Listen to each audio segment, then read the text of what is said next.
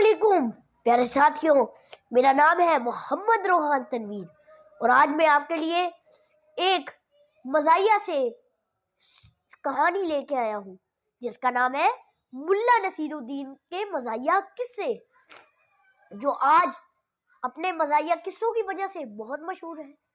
तो आइए हम शुरू करते हैं। प्यारे साथियों, एक दफ़ा मुल्ला नसीरुद्दीन का एक गधा था। मुल्ला नसीरुद्दीन को उससे बड़ा प्यार था।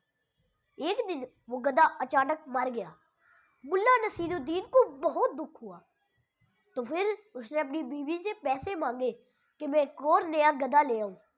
जब वो मंडी गया तो उसे गधा बड़ा पसंद आया, तो फिर वो उसे लेकर जंगल की तरफ चल पड़ा और जाते जाते उसे अचानक ठगों यानी चोर, उन्होंने उसे देख लिया और प्लान बनाया यानी मंसूबा बनाया कि अपने साथी के गले में वो रस्सी डाल के वो गधा ले जाएंगे।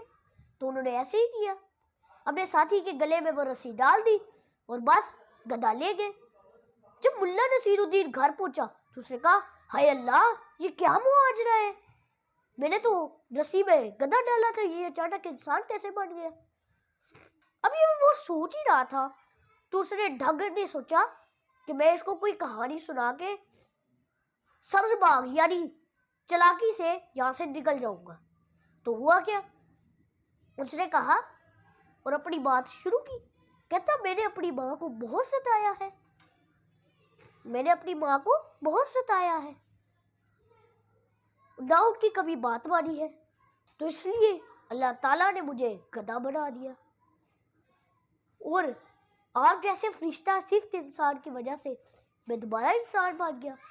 मुल्ला को उसकी बातों पे बड़ा तरस आया, लेकिन मुल्ला को क्या पता कि वो डग यानी चोर है और वो उसे सब्ज बाग दिखा रहे हैं।